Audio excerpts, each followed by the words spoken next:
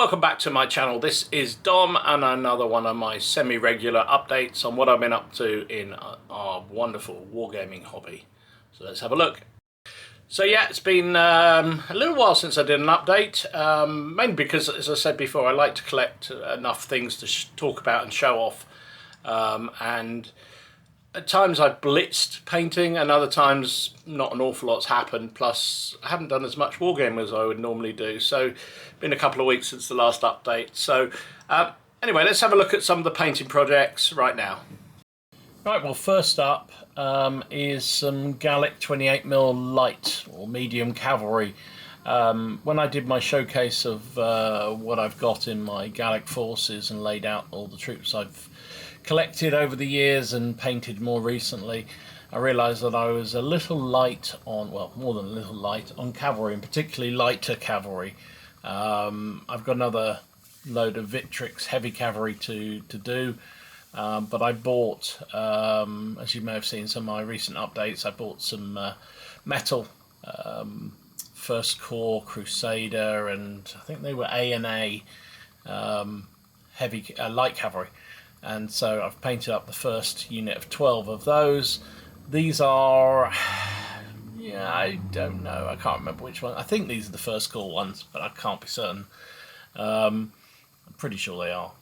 So unit of 12, they're nice enough figures. I mean, they paint up pretty well, fairly standard paint jobs, tabletop standard clearly. I used some of those paint pens that I've showed off before, just to draw some of the stripes and checks on the trousers and whatnot. You know, they're not going to win any prizes, but they'll be fine at 3 foot away on the table. Always looks worse when it's this close up when I'm filming. I don't know why I do it to myself, but there you go. But they're fine. They're nice models, and I'm quite happy with them done. So first unit of light cavalry. And then I also did a couple of command stands for the cavalry. Again, 28mm Gallics. I think these are also First Corps. I think because the packs came, if I remember, came as 8s for the cavalry. So I bought some command ones just to swap a few in there, just to make up that 24 unit. And these are what's left over. Again, nice figures, they're metals, they're fairly basic paint jobs again, but a lot of fun actually. I enjoyed painting them, had a bit of a laugh doing them. Basing, as usual, on both of these units, I've used the Vallejo earth paste stuff, and then as it's drying, poked in a few tufts.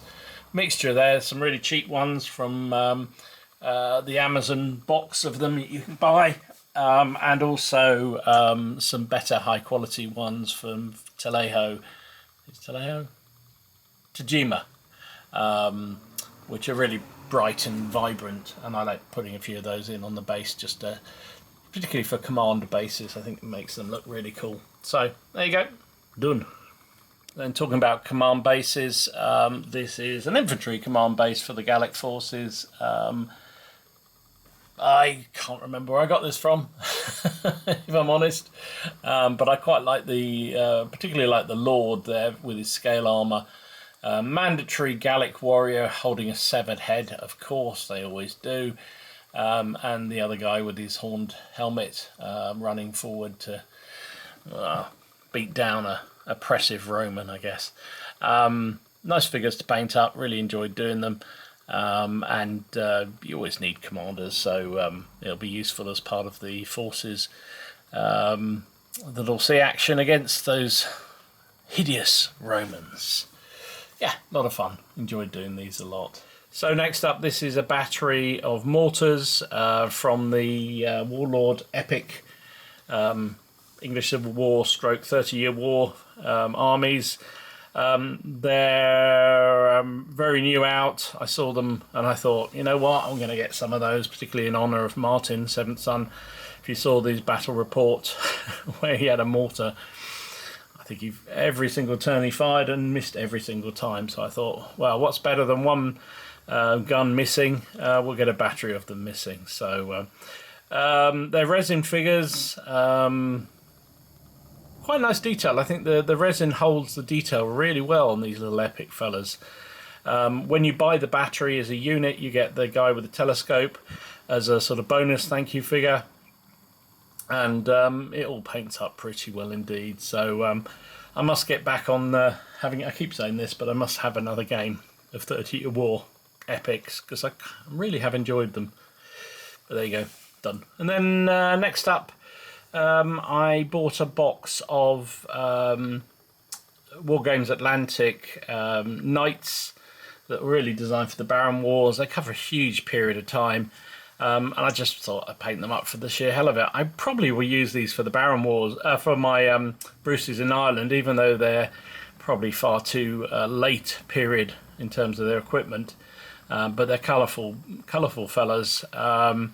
Yeah, I really enjoyed them. I think they're a lovely unit, and I really enjoyed putting them together. They went together very straightforwardly, which, as you know, if you follow my channel, I'm not the best modeler in the world and have an ability to cock up most models, even with very clear instructions, and when they don't have any instructions, I'm particularly good at cocking it up. But these went together really nicely, and I enjoyed painting them up very much indeed, and give you a nice load of variety, lots of different heads, lots of different equipment, and pretty much go on without too many hitches. I should say is a major win for me. So there's the first group of, this will be a small unit obviously, of 12 figures, and there's another 12 coming, and indeed, as promised, here's the other 12. Again, I've used the Vallejo mud effect for the basing, put in some tufts just to sort of break that up. I've used some of the Vallejo, I think it's called stagnant water or something like that, to pour in there. I thought it dried, but it clearly hasn't, so a bit of a bit of wetness around the place. Some of the shield transfers, I mean, I'd love to claim that they're freehand, but they clearly are not, because they you can tell what they look like. These are from a Kickstarter, a couple of Kickstarters actually, that a guy who has his own YouTube channel but also has done a number of these transfers, Carthage Who Will Be Destroyed. Now I believe he has an Etsy shop where you can purchase them after the Kickstarter, but I've bought into, I think he's done 3 Kickstarters, and I've bought some of these transfers each time, just because they're really useful to have. They can be a bit fantasy, because he's done them for fantasy and stroke historic, but if you pick and choose the right ones from them, they work reasonably well. I'm not sure that stag head is really historical, but never mind. So yeah, really nice. They are some of the best decals I think I've ever had. I don't know how he's done it, but they come off really easily and stick very nicely, and he's done them in such a way that the background comes through really clearly, so it's a win on all counts. So there you go. That's the second unit, a small unit of dismounted knights, dismounted sergeants, whatever I want to play them, which will probably be fighting in the Baron Wars. Will probably be fighting in the Bruces in Ireland for me. So next up, these are some 15mm 3D printed Cromarty Forge Spanish or Iberian infantry for the Punic Wars. I picked these up when Plastic Soldier Company, who actually print these out, were doing a 25% off sale, and I thought, well, you can't say no to that. And I thought I'd see where they compare with the epic ranges. So I'll put a link in the description, because I have done a comparison there. Spoiler alert, they're a lot bigger. So for purists out there, they're probably not going to work. As many people know, I'm not a purist, so I probably will be using these. In fact, I will be using these alongside my epic ranges to bulk out the sort of troop types that I just want more of, like the Spanish. I think they're going to be really interesting, and I could see myself building a specific Spanish force to go up against Romans or Carthaginians. And I like the epic figures, but they are limited in what they can do. They are you know, very static poses are all lined up, whereas these fellas, you can, as you can see, you can base them up and much more dynamically and mix weapon types and so forth, and also above all, these come with a command group, which the epics don't, which I also like. So in Hail Caesar epic terms, this would be a large unit. Obviously, if I just reduced the base, it would be a standard unit. And I may well get some more of these just to sort of produce, so I can actually have 2 standard units of these Spanish troops, because they were omnipresent throughout the Carthaginian armies of the Punic Wars, Second Punic Wars. And as I said, I'm kind of tempted also to do them as a standalone force to play Hail Caesar games, because I've always quite liked the Spanish. So painted them up. From what I've read and what I know from previous armies I've painted of Carthaginians, the Spanish tended to wear sort of white, or I guess it probably was linen tunics with a colour band around the bottom and around the bottom of the sleeves, and a bronzy coloured helmets, brightly coloured shields, and the more heavily armoured Iberians had the sort of bronze chest and back plates suspended on leather, which provided some protection to the core, you know, the heart, the lungs, the liver, that kind of stuff. Whereas the sort of light or medium troops, like these guys are, didn't have anything like that, just relied on the aggression, helmets and shields. They're a mixed bag here. They've got spears, they've got scutari, shield, no, they've got the gladius sword that the Romans copied, and there's some really nice poses actually. Some of them are really nice and really dynamic, slashing with the swords, which I really liked. So nice unit, really enjoyed doing, and there you go, it's finished. And then finally, for now, this is another unit of Celts that are completed. So these are the Victrix plastics, 28 mils. Yeah, I don't know why. I take a while to get these done. They were sort of built some time ago, and then just in the last few days had a bit of a blitz and just sort of churned them out. And I'm quite pleased with how they've come out. These guys are the unarmoured ones, or the unarmoured bunch, so there'll be the poorer class warriors, a couple of guys in mail who are sort of the leader types in the unit. There's 24 of them here, and I'm quite pleased with how they came out. I did them quite brightly, but then washed them down with a dark wash, so they're not quite as bright as they would otherwise be, and then again use the pens to sort of draw in some of the stripes and lines and whatnot on them. Bit amateurish, but it kind of works, especially from distance, which is how they're going to be appearing. So quite happy. Another completed, more that will be available for the CrackCon 5 battle that Martin and I are planning to put on. Yeah, so it's been quite productive on the painting front, and I'm continuing to blitz through more figures. Could have almost waited for a couple more that are almost done to show you here, but I'll save them for another time. So purchasing wise, well, you saw the pike and shot mortars. I bought those. I put in a little order to Warlords.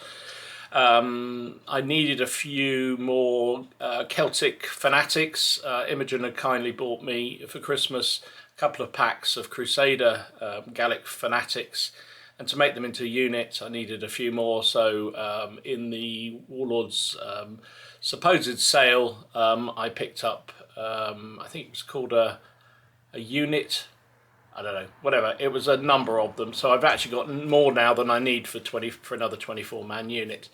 Yeah, you can never have too many naked Celts, can you? So I bought them, and also what else did I get from Warlords? Oh, the that special Hannibal 28mm figure. I couldn't resist it. So even though I'm doing 13.5, 14mm, had to have the big model. which looks lovely actually. I'll show it off at some point when I get around to painting it. It's Warlord's resin, etc, etc. So yeah, I said supposed sale. I was a bit disappointed. They often do a sprue sale, and I remember picking up sprues pretty cheaply.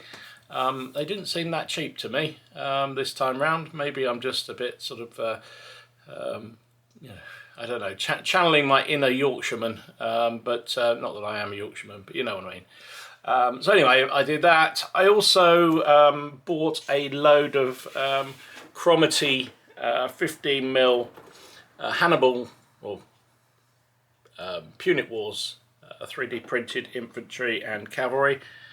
Did a separate video on the Spanish that I've already got round to painting. And also you would have seen them just a minute ago on the wrap up of what I've got. Got some Gallic troops, got various cavalry, Roman and also Celtic cavalry, heavy cavalry, and some Spanish light cavalry as well. And I'm quite impressed with them, I have to say. Spoiler alert if you haven't watched the video, I did sort of compare them to the epic ranges, which was my plan with them, was to buy a few of them just to sort of use in the units where you're just not going to have enough variety. So, you know, particularly things like Spanish infantry, Spanish cavalry, Gallic infantry, Gallic cavalry, they're just, the epic range at the moment is very limited. Now that may well change as time goes by, and if, you know, sells well, but I wanted to get something that I could use as part of that, and so sadly they don't fit terribly well. They're just a lot bigger. They're more modern 15mm scale, but for me, I'm not that bothered. I'm not likely to be putting them in a unit with Warlord stuff, and from 3 foot away they just look like little fellas, right?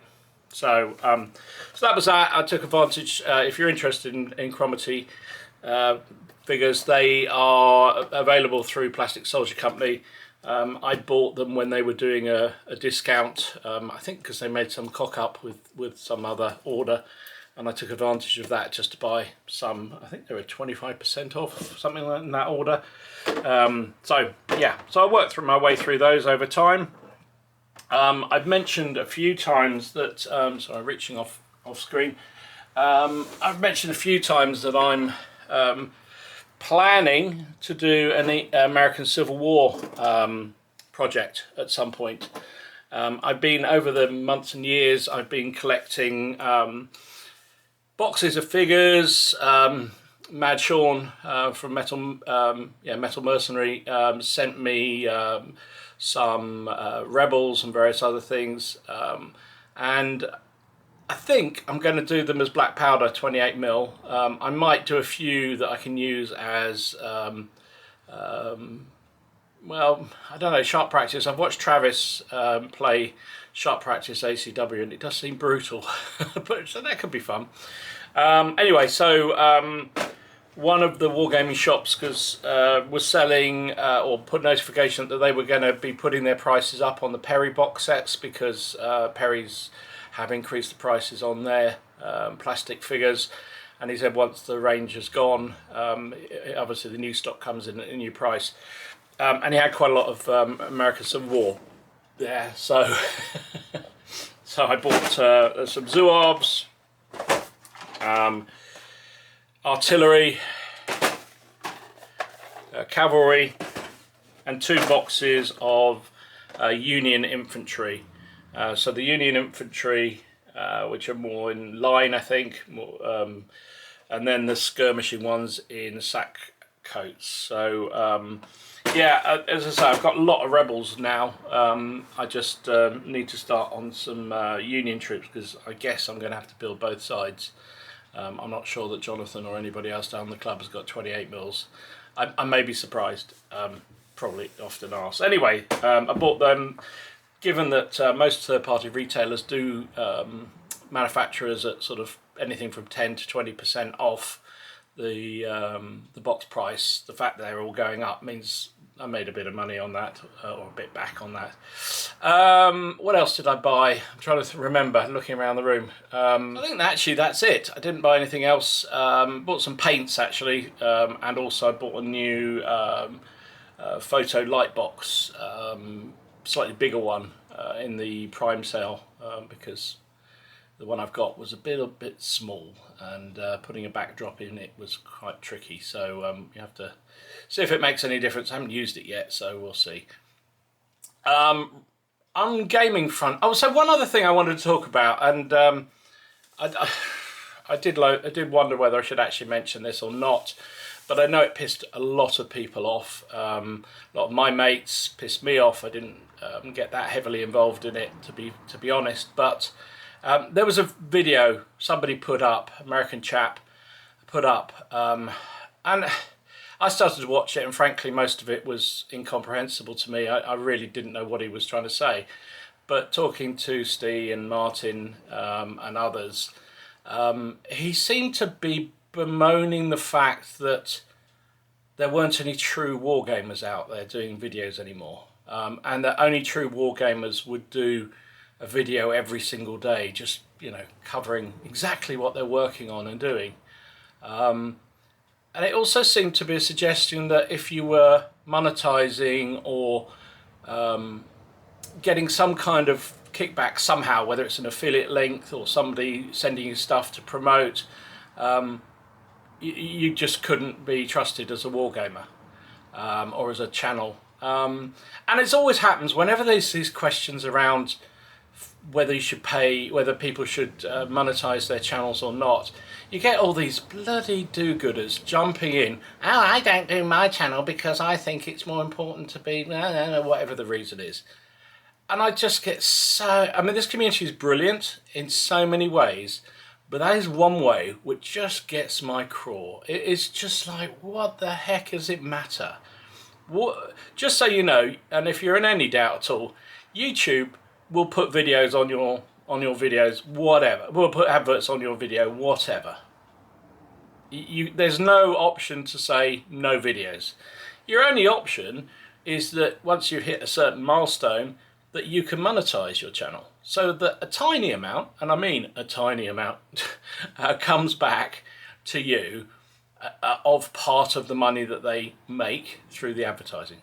But they'll do it anyway. So, you know, my view and a lot of other people's view is that if they're going to do it anyway, why not? If you get 50p every couple of months, then, you know, why shouldn't you? It's never going to be a full-time job. I don't know anybody, particularly on the historical side, where this is a full-time job. You just couldn't possibly make it so. I'll tell you, for those vaguely, those interested, for my last financial year, I made £500 on video, memberships and advertising. 500 quid for an entire year. Now, I don't know how many videos I did, but it was a shit ton of them. And you spend a lot of time doing these videos and editing them, and you do it for fun. So, you know, 500 quid back for that. You know, is that really going to be a problem? Probably bought me a load of more toys that I could show off to you guys. Well, it did. So I just find just that whole debate is just so... It just is the one time where some very sane and normal people get really, you know, crusading about what's right and what's wrong. Just F off, go back into your own world. If you don't want to do it, that's absolutely fine. Nobody forces you. And as for this clown saying that the only way you can do a proper wargame channel is that you have to do a video every single day, I mean, crikey, wouldn't that be just boring? I don't game every day. I don't know anybody else who does. I'd love to. I think about gaming every day, probably every couple of hours, or even every hour if I'm honest.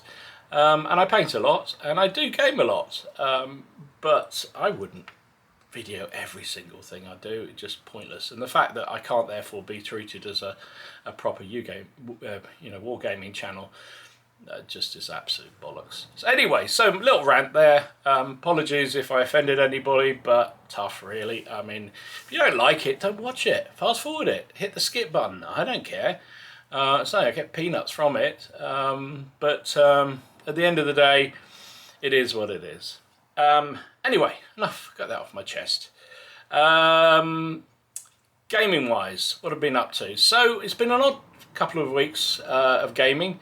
So down the club a couple of weeks ago we played a game of General Dame, and I actually, for the first time in a long time, I got really frustrated with General Dame, General Dame 2. Not because of the system, but all the games, if you play scenarios, just seem to be so big.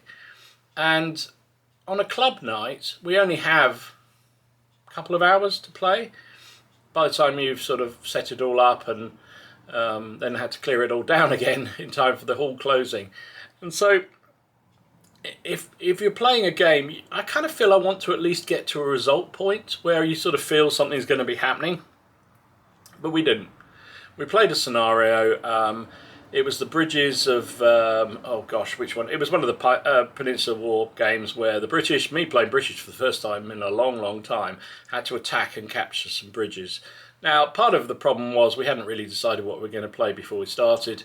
I didn't read the scenario properly, and so I cocked up on a couple of things that I thought I could do, and so I got a bit frustrated with that. But we barely scratched it. I mean, I think we played 4 turns. By the time we'd faffed around, chosen what we were going to do, set it all up, got the figures out, blah, it just, 4 turns. And that just frustrated me because I just think I only get one sort of competitive gaming session a week, and I want to have a good one. And I just find that General Dame, unless you are absolutely focused, laser focused on what you're going to play, ideally you've got the figures sorted out and you can get the table set up and whack the figures down. And we've done that occasionally, and some of them managed to get 8 turns or so. But most of the scenarios are like 16, 20 turns. So the fact we even managed to get 6 or 8 is still barely scratching the surface. So I feel it's not really a club night game anymore. Something like Black Powder, while very limited, does at least give you a chance to get a result if you make it manageable. So anyway, it was a good game. I did video it, but in the end, it was pointless showing it because we barely got anywhere into the game. So I haven't used the footage at all. But I'll put some of it here. So you can see what it looked like as a game. It was kind of fun. Anyway, so that was that one. Then during the week I played a game of Bruce's in Ireland, Hail Caesar, which was great fun. It was a solo game. I kept it quite small. It was 2 battalion aside. The Scots were trying to raid some Irish villages to take some resources that they needed for their main army. First battalions on the table were both quite light, so largely Irish based, and then a Scottish battalion with knights and foot sergeants and pikemen arrived at the same sort of time as an Anglo Irish force arrived with similarly more heavy troops. It was a good fight. I really enjoyed it, considering I just did it on the fly and made it up as I went. I think it played out quite well, and anyway, I put a link here if you want to see it. It was a good fun game. The other game we played this week, or last week, at the club was a game of Dead Man's Hand. Now, it was the first version of Dead Man's Hand because I think I was the only one with the new rulebook, and hadn't even opened it. So we played the old version. I'm not sure there's a huge amount of difference between the two. It's a fun old game. Tony at the club had set it up. He had some lovely buildings, some really good looking figures and what have you that he'd sorted out. I don't know about you guys, and I've been guilty of this, but Tony certainly was. He'd done a very good scenario, but it was quite a complicated one, and nobody quite knew what we were supposed to try and do. In the end, it just became a bit of a gunfight shootout, which I think is the best way to play the game. Quite bloody, quite brutal. I can't honestly say that I know who won. It didn't really matter. They were just people being shotgunned and rifled and pistoled to the ground all over the place. It was 4 of us playing, and it was just chaos, and that's what Dead Man's Hand is great for. I love that system. It's so much fun, and there's a bit of light relief. It's just nothing better, I don't think. No game this week. I'm away just for the weekend. so I can't make it. And then the week after, the club's actually closed, but I think Gamer Graham, I think, is going to pop round to the boot room. We're going to have a go of Black Powder Napoleonics. He's keen to, well, he's building an army at the moment and wanted to have a try at the game. So I said, yeah, no problem. So we're going to do 500 points. He's bringing his Brits along, and I guess I'll rack out the French, and we'll have a go at that. So looking forward to that. It should be fun. And getting down some painting and whatnot as well. So that's my couple of weeks in wargaming, plus a little rant. So apologies once again if you're well, I guess if you're still here, you probably didn't mind it too much. So thanks for watching. Do all that YouTubey stuff that annoys the heck out of all those people. Like, subscribe, click on links, you know, all that kind of good stuff. If you don't like it, just dislike it. I don't care. I'm still doing the videos, whatever happens. It's my video channel talking about my journey and my hobby journey, and I'm really pleased that so many people do follow it along and enjoy it and comment on it and get involved, because that's really why I do it, not for the massive amounts of money that I make out of it. Anyway, enjoy your gaming, have a good week, speak to you soon, thanks for watching, stay safe out there.